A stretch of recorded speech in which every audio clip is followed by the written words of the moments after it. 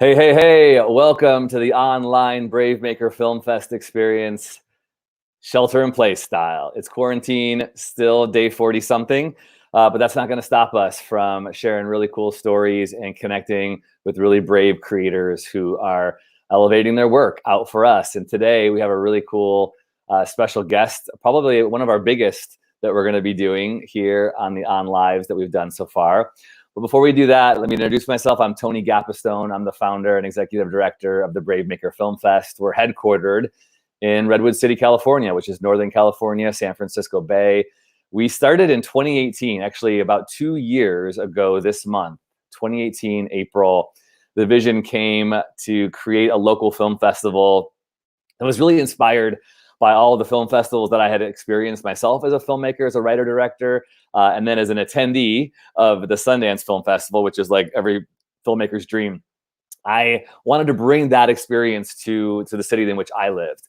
And so since the end of 2018, after we launched in mid-2018, we started doing monthly film screenings. Every month we would do one film or a group of short films or an episodic pilot show. And then we bring the makers in and we have discussions. And we bring other advocates who are doing work in justice, diversity, and inclusion, which is our mission to elevate those type of voices. We started a 3-day film festival in 2019 in June, and we were set to do our second annual film fest this May. But obviously, the world is a different place. The cool thing, kind of my gold lining, as I've been calling it, is our 3-day film festival has now expanded to be over a month online. We're able to actually program more films than we could before. And our audience is getting wider and bigger because of technology like this. We're able to have more people stream in, more people meet filmmakers and hear these great discussions because of the pandemic, which is really kind of a weird thing. I'm not happy to have to pull back our public gatherings, but I'm really excited that we can make these great videos happen, interviews for you all. So no further ado, let me bring on today's special guests. First of all, I'm going to bring in Ronnie Allman. Ronnie is the co-writer, director, story by of a new series called Peter Pan. So welcome, Ronnie Allman, to the broadcast. Hi, thanks for having me. Yeah, man. So Ronnie is a San Francisco Bay Area filmmaker. He's been here working and doing creative stuff, narrative, commercial, branding type stuff for quite some time. We'll hear a little bit about that. But his new baby, new creative child has been launched into the world, now on Amazon Prime, but did a debut here at the CineQuest Film Festival, allowed us to share it online for our patrons for free. And now we're going to chat with him and a few cast members. So Ronnie, let's first of all just kind of share about how this whole idea came to be, a new retelling, a re-envisioning of the Peter Pan story and characters. Sure. I moved to San Francisco in 2011, and I lived on Upper Haight in Haight-Ashbury. And literally the first week I lived on Haight-Ashbury, I saw the street kids kind of congregating, and I thought it was kind of funny that they kind of lived in the woods, and it was the first grain of thought of like, oh, these are kind of like Lost Boys in a certain type of way. And then a few weeks later, I found out that there was a place called Treasure Island. I thought that was kind of funny. And then I went to the Castro, went to my first drag show, and I thought, oh my gosh, what if this could be even funnier if Tinkerbell was a drag queen? And it just kept snowballing from there. And that's how it kind of came to be. 2 years later, 2 or 3 years later, I started writing a simple script. That snowballed. I needed to learn how to write a script. And then, fast forward 5 more years, and then it was time to pull the plug because the story was written.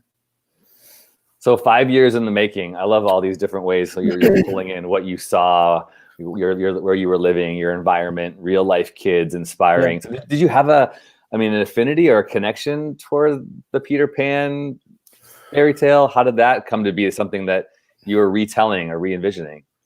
I've been thinking about that, and the answer is yes. I mean, one of my favorite movies is Hook. Steven Spielberg is one of my favorite filmmakers. Saving Private Ryan's my favorite film. So I love Spielberg and his retelling of Peter Pan with Hook. But then also I remember growing up and my grandmother always putting on Peter Pan in the VHS.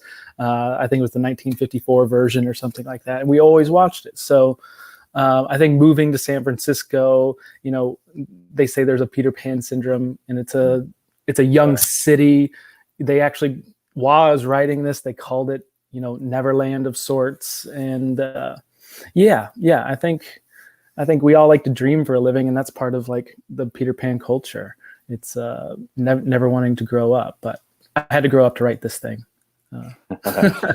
Well, one of the things I think is just really cool. You re-envisioned what this story could be told in a really inclusive and diverse way, as you said. I mean, I was kind of thinking about it the way, brace yourself for this analogy and connection, but for the way that Lin-Manuel Miranda re-envisioned history with people of color, I was like, this is a really innovative and entrepreneurial way to understand something that has been around our consciousness for, I don't know, hundreds of years, right? I don't know how old the story is, but 100 years, like, it's pretty amazing what you did with, Peter Pan as a black man, and Hook as a woman, and Tinkerbell as a drag queen. So just want to give you huge kudos for that, because that's what really drew me and the Bravemaker team to want to celebrate your piece. So awesome, dude. Appreciate it. Yeah, it was really fun to come up with those characters. So with that, let's meet two of the characters. We'll meet Peter Pan himself and Tinkerbell. We got Rex Wheeler and Winton Odd. We're glad to have you two on the broadcast today. Thanks for being here. No, definitely. Appreciate it. Thank you for having us. So let's start with Peter Pan. Talk about getting connected to this role and what it meant for you, and anything you want to share about connecting with Ronnie and his story. Okay, man, where to even start? It was all 100% random, just as a content creator, just going out in San Francisco, me and my cousin doing photography, just finding locations to just shoot random stuff, doing photo meetups with other photographers, and creating content for my Instagram. And randomly, Ronnie hit me on Instagram and said, would I be interested in auditioning for his project? So I think he sent me like the script, or a rough script or something. And after reading that, I was like, yeah, man, I'll audition. You just let me know when. Just the story by itself was completely unique in my eyes. Of course, growing up with the animated Peter Pan, and then on top of that, the Hook version with Robin Williams is just like iconic forever. And then his twist on this was completely new, especially just like the origin of it all. So I was on board as soon as he let me see that script, and then I just had to try and book the role really from there. And so are you saying you actually got this from Instagram, like because Ronnie connected to you on Instagram? Had you never had a personal connection before? No, that's how we met. Like, he was just on the hunt, I guess. So yeah. I think that's a really key part to kind of the culture that we live in today, is that casting is happening in this virtual way, especially now during the pandemic, right? Like, this is something that we need to utilize, this technology. So that's a really cool thing. So you just found him, Ronnie, as somebody who was a Bay Area creative and started liking his work? Exactly. I mean, Instagram is such a powerful tool. I even use it in my corporate job of reaching out to artists. It's just, it's who you are as an authentic person, and you get to see kind of like you can see a breadth of people on there who are kind of being themselves, and if they are actors, you can see if they kind of fit with the role just by scanning through. And someone recommended Winton as well, and I just wanted to reach out directly. Sometimes that's taboo to do that, but I don't know. I think this one-to-one connection with connecting with artists is amazing. You can get a lot done a lot quicker that way, I think. Well, and speaking of personalities on Instagram and people who have presence, the infamous Rex Wheeler here, who plays Tinkerbell. Rex and I have a history too, which I'm excited to talk about. But Rex, share about getting connected to this story and just bringing Tyler, the drag queen, to life here. Yeah. It's interesting. I mean, I auditioned for this part on an online casting platform, which happens a lot in the Bay Area. And what's funny is that, I mean, I'd been acting for a while. I had been doing drag for a while too, but I'd never done the two things together. So it was definitely something that I thought, oh my gosh, this is such a perfect way to marry like two things I love doing. And so that was the first time I'd actually acted in full drag. And the audition process was just self-taping, which a lot of people are doing a lot of right now. And I remember setting up a little, station in my tiny little kitchen closet and getting into full drag for this audition. I think usually when you get into full drag, it's because you're going to go out and do a show. Nope, I was just doing a self-tape audition for this film with no idea whether or not I was going to get it. But so it was super fun to combine the two things. So Rex and I had met, I don't know, maybe a year and a half ago, almost 2 years now. I was producing this little Instagram series called Andy with an I, and I've told this story before on my podcast. I'll make it quick, but I was trying to cast an actor, dancer, just someone with tons of flair, someone who could play a believable gay character and be authentic with it. And I had a casting out there, but the date was set. Rex trumps that date and sends an amazing audition saying, I can't do your date, but I could do it 3 months after if you could wait. I was like, who is this dude? No, come on, dude. Like, you can't be dropping it. But then I watched his audition. I was like, oh my gosh. And we pushed everything back to make this work for him because he was so obviously so great. And I got to quickly show that we have this little Instagram page. We haven't done much with it in quite some time, but it's called Andy with an I. And he does a phenomenal job. So if you want to go follow Andy with an I, it's Andy I Honey. And there's some really fun little sketches on there. There's actually a fun little sketch where it's all about hand sanitizer. So so you could go ahead and check that out and enjoy all this fun work that he did. But yeah, so I think he did, Rex did a fantastic job with Tinkerbell. And I love that I got to be a little bit a part of that because when you were auditioning, I had just met Ronnie and I was like, oh, this is so cool to watch it come together. It was really fun to watch the whole process come together. It's a great piece. You should all be proud. And side note, I love, again, Ronnie, the writing and the story. We're going to bring Evan, DP, and producer Claire in a minute. So stand by, you two. I love that you connected the relationship with Peter and Tinkerbell from a foster brother perspective. Yeah. I just felt like in so many ways, this story was making people visible, making people of color visible, making women visible. I thought like that was really like super subtle, but really profound, man. You should, I just feel like that's so profound. Maybe you, Rex and Winton, want to comment on that. Anything you want to say about that, working with Ronnie as director and storyteller on that? I'll go first. Len. Okay.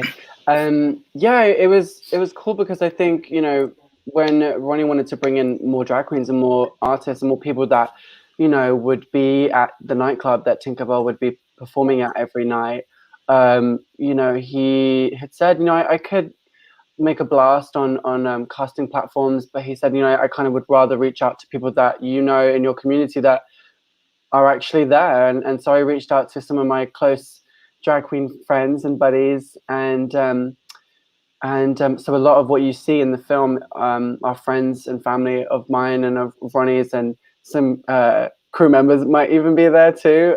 But so we really wanted to feel like it was us, like people who are actually in the city and in Oakland, not just kind of random actors.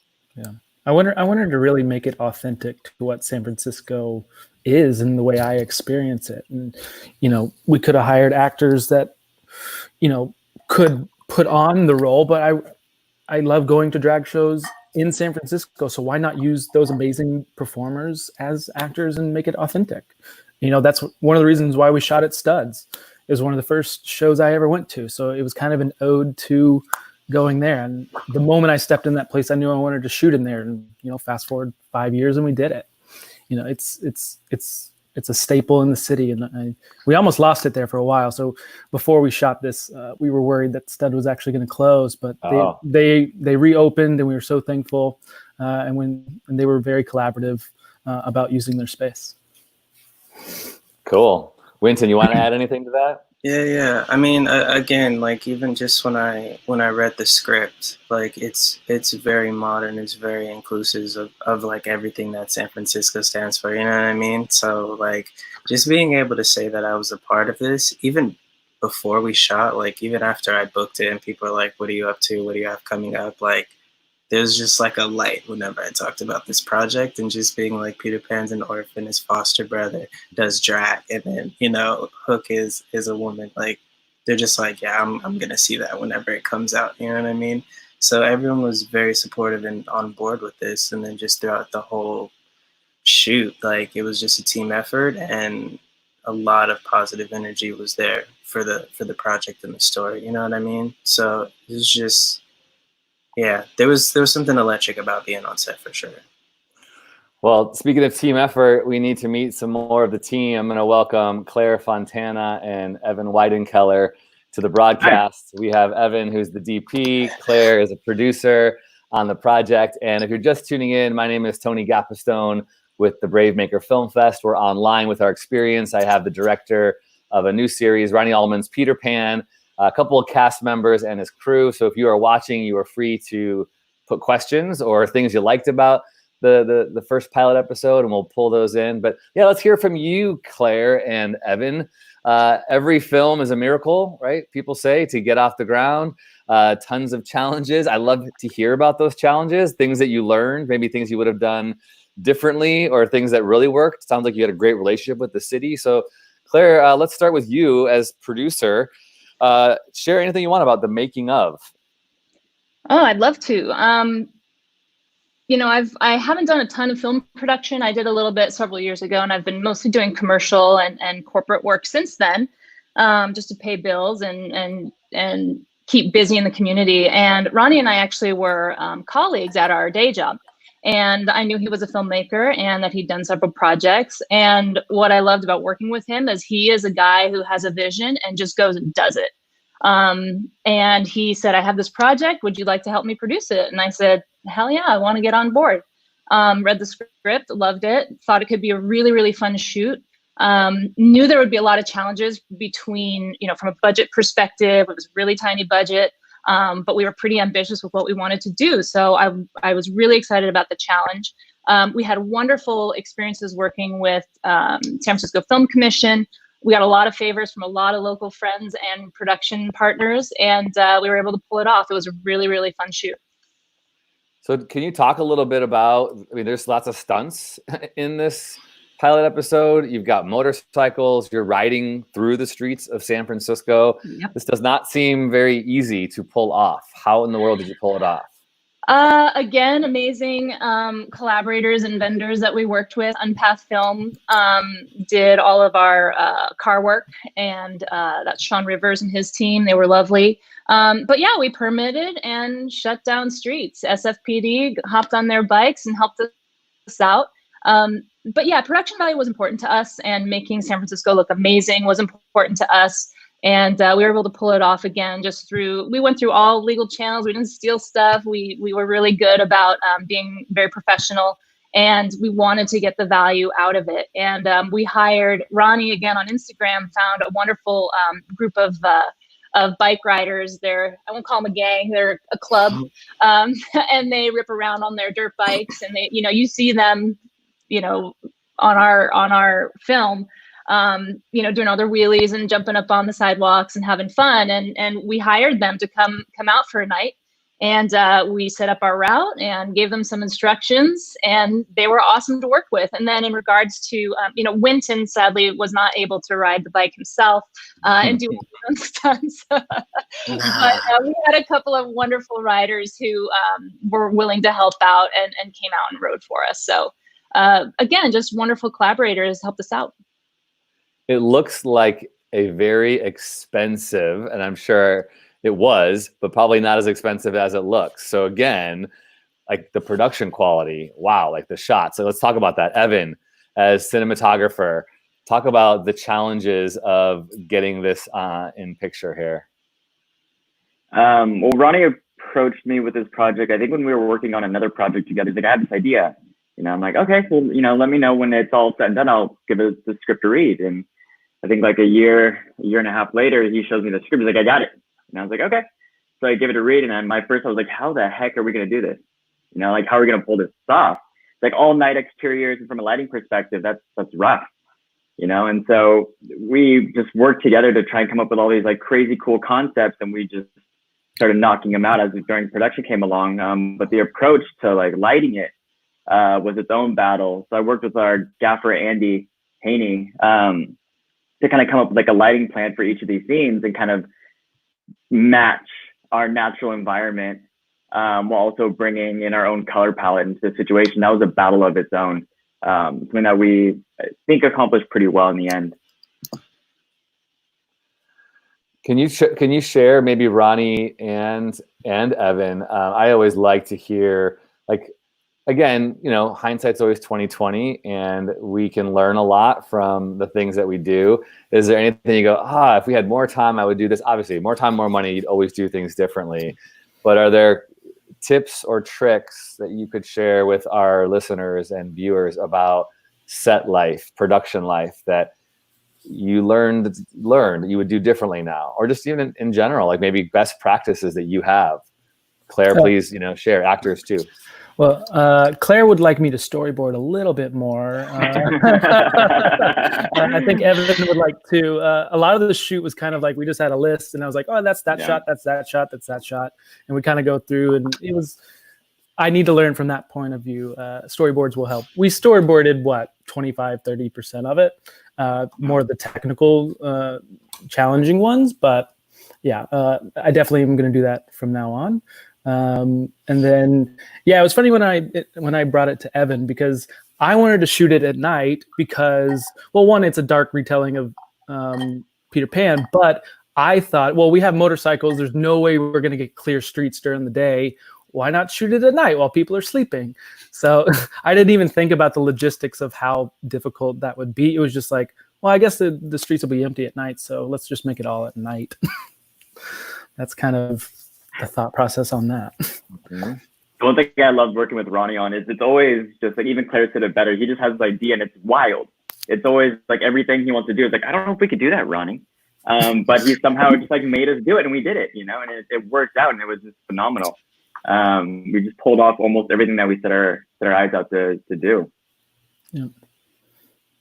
Is Claire, as producer, is there things that when you like set down first minute on set that you're thinking, okay, I want this to happen, just even in general? Like, are there things that bring crews together, crew meeting, actors connection? I know Greta Gerwig, she stole this from somebody else, but she gives name tags and a question on the name tags and change it every day to help people. Are there anything that you have found to be helpful to help people stay connected? Because we know, and I like hearing the behind the scenes juice, tensions always rise on set. There's always a bashing of heads, always, right? Mm-hmm. And one of the beautiful things is how do we creatively problem solve through those challenges? So anything you can share about how to solve problems on set or have a smooth set would be great. I think we were very lucky. We had a very small crew. It was very intimate. It was very familial. We really had wonderful personalities on set. That helps a ton. There weren't a lot of egos. There were moments of tension, but nothing not solvable. Everybody was sort of on the same page as to what we were trying to accomplish and what we wanted to do. So we were very lucky. We had a lot of people that were very agreeable and willing and ready to do the hard work. And I think that from my perspective, setting the tone on set as a producer is really about the relationships that you have, and making people feel confident, making them feel heard, making them, helping them fix their problems. Everyone has a specific job. They're focused on what they're trying to do, and they have their own problems. And as a producer or anyone who's leading the set, people come up to you from all these different directions with, I need this and I need that. Just do your best to help everybody. I think the one thing I wish I had was more help and more people. Again, we were a small crew and a small budget, so we were wearing a lot of hats. I was taking the trash out every night, and everyone had to carry their load, and then some. But again, we had a really collaborative team, so people were happy and willing to be able to participate. So we were really lucky from that standpoint. But again, I think setting the tone, being flexible is really important, especially when you have a director like Ronnie, who's going to want to try different things, who's going to want to push some limits sometimes. We have to make space for that and let it happen. But we also have to sometimes say no and move on to the next shot, depending on what we're allowed to do. But I think being flexible and setting a really nice, comfortable, fun tone on set is really key. Jessica Musgrave, who's the Bravemaker Film Fest producer, as well as produced many of my films, says great advice. Yes, I think that is huge. The flexibility, the all people working together. I think the element of like where nobody's above anybody else. So Claire as producer, she's not waiting for someone else to take the garbage out. I think that says a lot, that really does. So yeah, thanks for that. Evan, I would be remiss if I didn't ask you, what did you shoot on? Because all the gearheads want to know. What did you shoot on? Oh, you're muted. Hold on. My bad. We shot on the Red Epic Dragon with a set of Zeiss Ultrascope Anamorphic and some filtration. I can't remember exactly what it was, but just like a handful of them. That works for me. Right on, dude. Yeah, we love DPs for what they do. We have, by the way, if you're just tuning in, you can always share comments or questions on the Bravemaker Film Fest chat here on Facebook. Allman's Peter Pan rocks. Everyone did a spectacular job. It's always great to see the Bay on the screen. What was the main message you wanted to throw out to the world? Thoughts on a feature? Disney would be proud. Yeah, definitely. This is called a series, so we're anticipating a season at some point. What is that depending on? Share anything you want about what's next. Sure. So we originally wrote this as a feature. Then when we hit the 90-page mark, me and my co-writer, we realized that the story was much bigger than just a 90-minute film. And I didn't even think we scratched the surface on what these characters, could be. So we decided, okay, well, what if we broke it up into a series, maybe an 8-part series? That way we can let it breathe a little bit. Instead of making a 90-minute film, could we make a 4 or 5 hour film and do it that way and break it up? I think it loosened up how we were writing. It let our imagination kind of expand a little bit without those constraints. And then as far as the message that I wanted to throw out into the world, it was really interesting while writing this, because San Francisco was writing its story or telling its story while I was writing this, and I was just trying to absorb everything. I didn't know who Hook was until like 2 or 3 months before I gave the script to Claire. I didn't know that she was a real estate mogul. I didn't know it was a woman. It was just kind of like unfortunately, when Ghost Ship happened, it was an artist community that unfortunately there was a devastating fire. That was the trigger of, oh my gosh, San Francisco is going down this path of pushing out all of its artists. And then I did more research on the back end of what the Peter Pan story was, which was Hook trying to kick the Lost Boys out. I was like, that's the connection.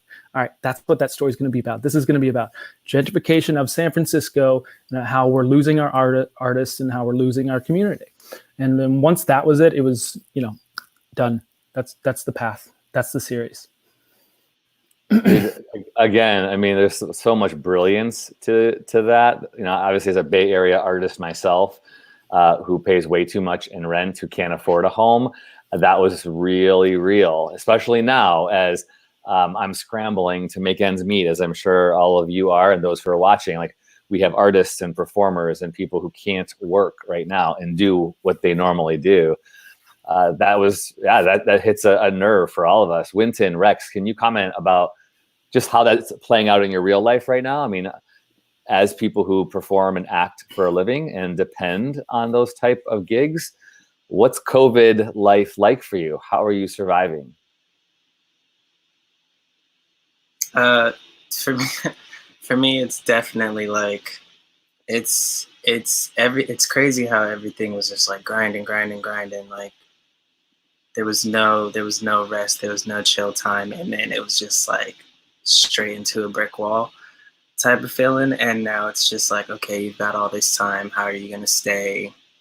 How are you gonna stay busy? How do you grind when, you know, everything's shut down and stuff like that? So now it's more of just like a mode of reflection, a mode of just preparing for when this season's over and we open back up type of deal. So just a lot of reading, a lot of consuming content, a lot of talking with family and friends, and just like holistic growth, and just, yeah, trying to stay sane, really. Music helps a lot. And then there's a lot of great content online to keep me motivated and inspired. But yeah, work is pretty much shut down. The only cool thing I will say is that, you know, self-tapes, like Rex mentioned earlier, has always been a thing for us. So just staying sharp with classes, and then there are still self-tape auditions I'm able to get every now and then to just, you know, keep my energy and morale levels up. So yeah, I mean, it's all a waiting game, really, you know. Rex, how about you?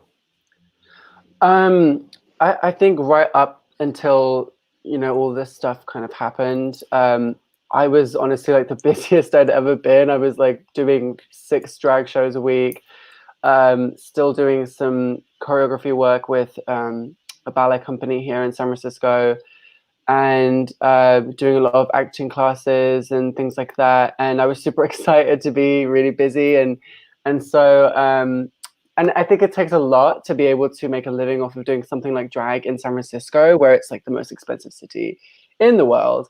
So I was kind of like really excited about that. I was like, I think I've finally cracked it. I've finally, you know, gotten to a place where I can rely on like my artist income. And then this pause obviously shut down all drag things, all ballet things, most acting things.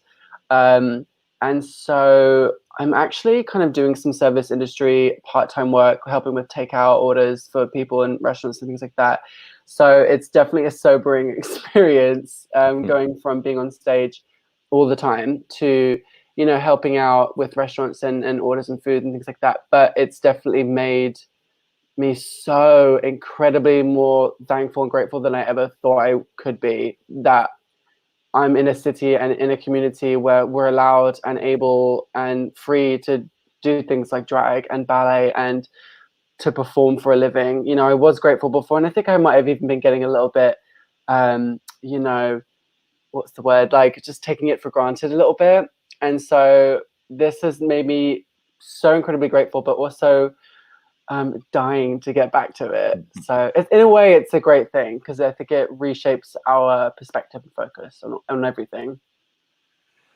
Can you talk a little bit about so those people who are not Bay Area people, you know, Ronnie mentioned Ghost Ship, and the artist community in Oakland that had a fire, and the challenge of being an artist in the Bay. Well, challenge of being an artist anywhere is a challenge and is real, but in the Bay Area where it's so super expensive.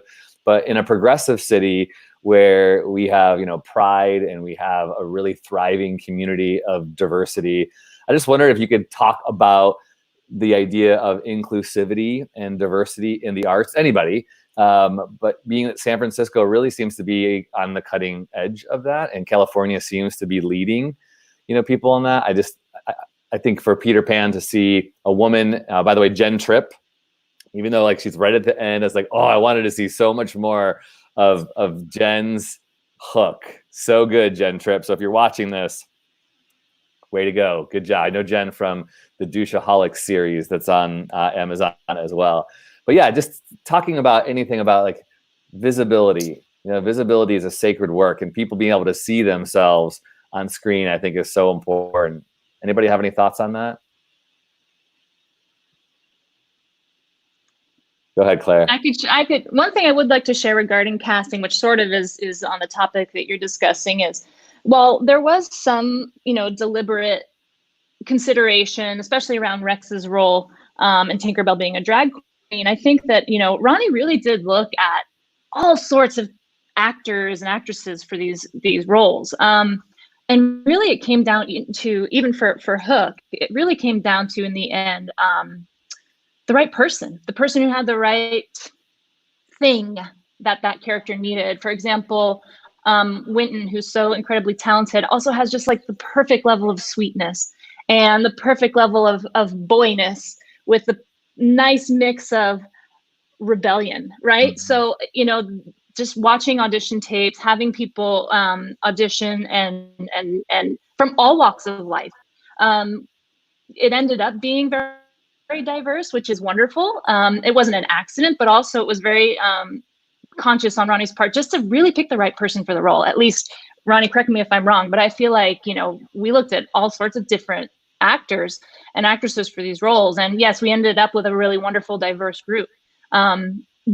Somewhat intentional, but again, I think it was really about the right person for the role. And we're lucky in the Bay. We have so many wonderful, talented folks, very diverse. There's a lot of acceptance here. So we're able to tap a lot of different types of people. Yeah. Leading up to casting for the specific role for Peter Pan, I honestly invited myself to just be open-minded about who Peter could be. I had no idea who it was going to be. And, you know, I thought that was going to be a problem, but you just have to trust the process of go through casting, see who is the best actor for the role, and then don't try to force yourself to pigeonhole what you think that character is. Like, the best performance always wins. And I think when Winton walked in the room, even with it's weird. He wore a jacket, which we were starting to create in the first place. And I was like, how are you? You're already kind of dressed like the character that we're trying to make. So, okay, well, this is working out pretty good. So, and then once we knew, I knew right off the bat Winton was, you know, going to be our Peter Pan, but there was also Cameron Matthews who came in, and he auditioned for the role as Peter Pan as well. But he was also there with Winton, and I saw the chemistry right off the bat between these two guys together. And, you know, what we worked on in rehearsals was I gave them a lot of free time just to play with their roles, and we actually added on to the script just because of their chemistry was so good. That was unexpected. It's just something in the casting process that you find, and then once you can't, I mean, it's hard to find that chemistry. And then those two together, and from the opening scene, they came up with that entire little sword fight at the beginning together. I kind of was busy. I was like, can y'all just figure out how to not stab each other? And here's some play knives and like figure that out. And, you know, they came back with me. I don't know if we did that during rehearsal or even on the day, but they're like, this is what I'm thinking. And I looked at it, I'm like, that's super convincing and hilarious. Let's do that. Yeah. Sorry, that might've been off topic, but that was kind of like the casting process and how kind of fluid it was. No, I appreciate that. We want to get love behind the scenes stuff. Yeah. Whitney says, awesome job on casting. Winton and Rex were fantastic. We got a dab over there from Rex.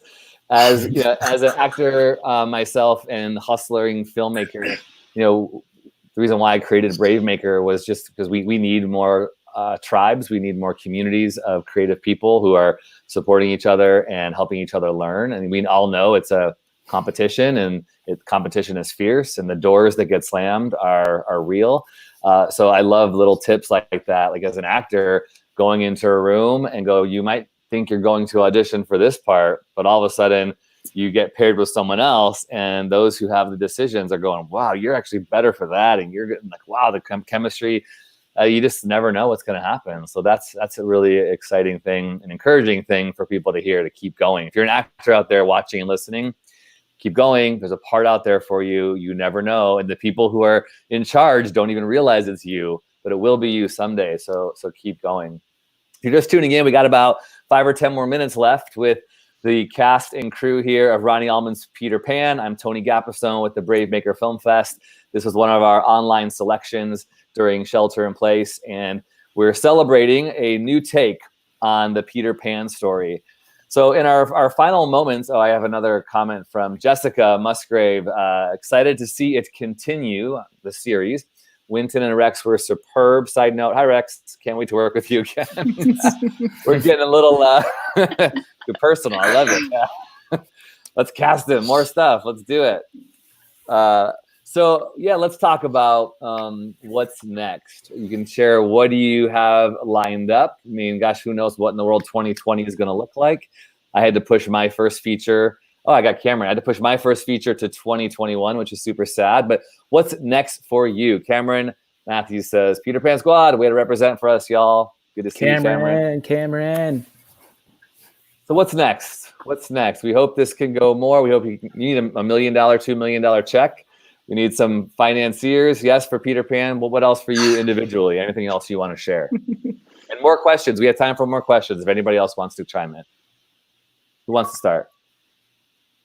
I can start. I just wanted to say really quick about the casting thing is that how open-minded Claire and Ronnie were in this. Like by the time I went into the audition, they already had Tinkerbell and Tiger Lily lined up.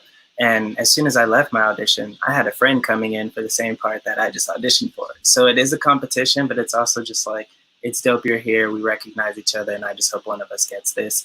And then, like, he's so open-minded that the script he had completely changed as soon as he had a random encounter with the guy who became Stitch, and the script changed and it evolved, and I think it became something even better. And I loved it even more. So he's very fluid with his decisions, and it's just a part of his creative mind. As far as like stuff that I have next, I would definitely love to read some more of this and see some more of this. So fingers crossed that this goes somewhere. Watch it online, rate that, let Amazon see that this is a thing. Other than that, I have a indie feature, faith-based film that I also shot in the Bay called Freshman Year. That's on Netflix, which is pretty cool. And then there's another like digital TV pilot, half-hour dramedy that I shot in 2019 called Bit. Which is kind of like Atlanta meets Silicon Valley. It's just like Black entrepreneurs like trying to navigate Silicon Valley and the different dynamics involved. So kind of funny, kind of serious. That is, I don't really know what's up with that right now. It was touring in different cities, and then quarantine happened. So I think it's kind of just like simmering right now. But that'll be coming out sometime too. So yeah, and then we'll see what else 2020 brings. Right. Right on. We'll be on the lookout. Bravemaker will be anything you have, your projects, we're happy to support them and get them out and put them on our pages. Rex, what about you? Right now, like I said, most of my continuing projects are kind of on pause right now. So yeah, a lot of question marks in the air. I'm going to continue to make online content with my drag Instagram and YouTube channel. Surprisingly, friends and people in the community have been very graciously tipping whenever I post funny numbers and things on my Instagram. Trying to dance in my tiny flat is a challenge, but one I'm willing to accept. And Rex, can you talk your alter ego Lady Camden has a series like how to do stuff, right? Yeah, so well, I don't know if I can say the word. It's learning with Lady Camden. So that's a little growing channel that's happening. It's basically a tutorial where you don't really learn anything useful, but you kind of get to watch the drag queen stumble through some funny tasks. I'm also doing virtual drag shows, once a week, once every 2 weeks, with other chains. So like Hamburger Mary's is a chain across the United States, and they are doing virtual drag shows. So that's kind of fun. What else have I been doing? Yeah, just kind of funny little videos here and there. I'm still teaching acting class and doing acting classes with First Take, and submitting some self-tape auditions and things like that. So, keeping busy. Just a little bit. That's awesome. Claire, Evan, what's coming down the pike? I could just touch really quickly. Ronnie and I are definitely hustling to try to get the rest of the series made. We have a lot of conversations going, so it's just a matter of probably some timing and finding the right partners. But yeah, can't wait to bring the rest to life. I think we've got 7 more episodes to make, so we are looking for ways to do that. That's what we're working on right now. Cool. Let's spread the word, Bravemaker community. If you're watching this, can you please share in your feeds? Can you please tag people? If you know somebody who loves Disney, I mean, I have like some really crazy Disney fanatics in my world, right? Wouldn't they want to see their beloved Peter Pan and Tinkerbell and the rest of the crew from Neverland be elevated into the zeitgeist like this? Yes. So tag your people who are always posting Disneyland selfies. This is the time to get the word out. Evan, what's next for you? I had a feature lined up. I had like 6 or 7 short films lined up before COVID happened. They're still going. They're just on hold until, things kind of calm down. I'm very much excited to see where Peter Pan goes in the future. I think it's a story that needs to be told. And I'm really excited to see what Clara and Ronnie end up doing with it. Fantastic. Robertino is spreading the word. Christina said she wants more. Fantastic. And Ronnie, any final words from you? What things look like for the future? As far as what I'm working on right now, I'm working on a short film with actually Tiger Lily in the film. She's coming out with a new short film, but that's been delayed. Hopefully we can shoot it in September. We just don't know yet. There's going to be a lot of travel involved with that one. So when everything clears up, we can keep having those discussions. But yeah, staying busy. I mean, we're self-distributing this thing right now, just trying to learn the roads with that. It's really uncertain, but I think, we have to try to see which avenue is best right now, get the word out to our audience and just see where it goes. Yeah. So yeah, let's have the final conversation around that. Self-distribution, the future. I read the trades, as I'm sure many of you do. There's a lot of question marks around what theatrical will look like in the future. Theaters have been down 6 weeks now, maybe not going to be up till mid-June, July. We don't know. A lot of features being pushed back. Everything going video on demand, VOD, streaming. In this culture, independent filmmakers have been trying to figure this out for the past 4 or 5 years. So yeah, you went to Amazon Prime. You did a couple festivals, then shot it right out there. So talk about that strategy, or did you pivot? Was that always the case? Anything you want to share about that? It was definitely a pivot. And our whole strategy this year was get into film festivals, go as many film festivals as possible and build the audience that way. But quickly we realized we were getting emails every day of like, it's being canceled, it's being pushed till next year, or just being canceled, in general. And I learned something valuable last year when I went to this Adobe Max conference. I think it was Billie Eilish, or was Claire, you might remember. But someone said, as an artist, there's 2 ways of looking at your art. Things you can control and things you can't control. I can't control the way the film festival circuit is going to go. I can control how I choose to distribute my film. So I have to at least think about all the different venues and avenues to research and see what's best for, the art and the audience and what they want to see. So that's kind of why we self-distributed, and just knowing for the next year, it's not going to be in a theater. So it was kind of just like, let's try it right now. It felt right. You have a little bit more control that way. And I mean, that's the honest answer. Well, hey, thanks for entrusting your pilot episode, your short film, here to us at Brave Maker. We are glad that we could select you, and to all our filmmakers who gave us the green light. We know it's like putting your baby out into the world, and we have these high hopes. We make these films, and we want people to see it. We want to talk about it. So the decisions to go, all right, if I can't really show it in a theater till mid-2021, do I really want to do that? That's a big thing to put on hold. So I think it's wise. I think it's wise for all of you all to be doing this, and I'm glad that we can share the film with our people. Thanks for giving us the freeness the past 2 weeks. So if you haven't seen it, now it's available obviously on Amazon Prime. Final few comments coming in here saying, love the animation, Carol Anza. I super wholeheartedly agree. We even chat about that. I mean, the music elements, the fashion elements, the animation elements, the casting, the acting, the locations, so many like triple, quadruple, sextuple, I don't know what you call that, threats all in one film. Really great. Jason says it was awesome. So that's it. Thanks for being a part of this, you all. I really appreciate you and your time.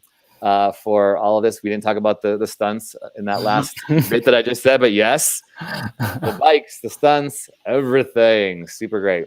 I'm Tony Gapastione, and I was with today Ronnie Allman, who's the writer, creator, director of a new series called Peter Pan. Winton Odd, who played the man Peter Pan himself. We had Rex Wheeler, who brought Tinkerbell to life in a new way as Tyler, the drag queen. Claire Fontana, who is producer, and Evan Weidenkeller, who was the director of cinematography. Please go watch this film. Please support this work. They need you to share it in every way possible. Please go and tell your friends. Remember, I said your Disney fanatic friends, they need to watch this film. Not safe for kids. So if you're 13 or under, keep them away, but 13 or above is cool. It's a great new take, and we're excited that Bravemaker could be a part of getting the word out. One last comment, because the comments are coming in now. Winton, you knocked it out. Fantastic. Well, hey, my name is Tony Gapastione, and if you want more free films, go to our mailing list at bravemaker.com/buzz. This is for Shelter in Place. Hopefully only 2 or 3 more weeks. I don't know. What do we think? Anybody have an idea? 2, 3? I stopped guessing weeks ago. I stopped. I think Gavin Newsom's doing a great job in California. I will say that. I really am a huge fan of Gavin Newsom. So Gavin, if you're watching, we should tag you. Thank you. So for the rest of Shelter in Place, we will have free films in your inbox every Monday. Please go check it out. We are a 501c3 nonprofit, so everything we do is tax deductible. We're not charging for these films, for these conversations. So if you want to give, you can do it on your phone. Text the word Brave Maker to 44321. That's 44321. Text the word Brave Maker, and you can support this work. Help us keep going. And the great thing is all donations will be matched during the month of May. That's every single donation will be doubled by our foundation grantor, the Jacques M. Littlefield Foundation, which is huge. So, hey, thank you so much to you, cast and crew. I can't thank you enough for your time.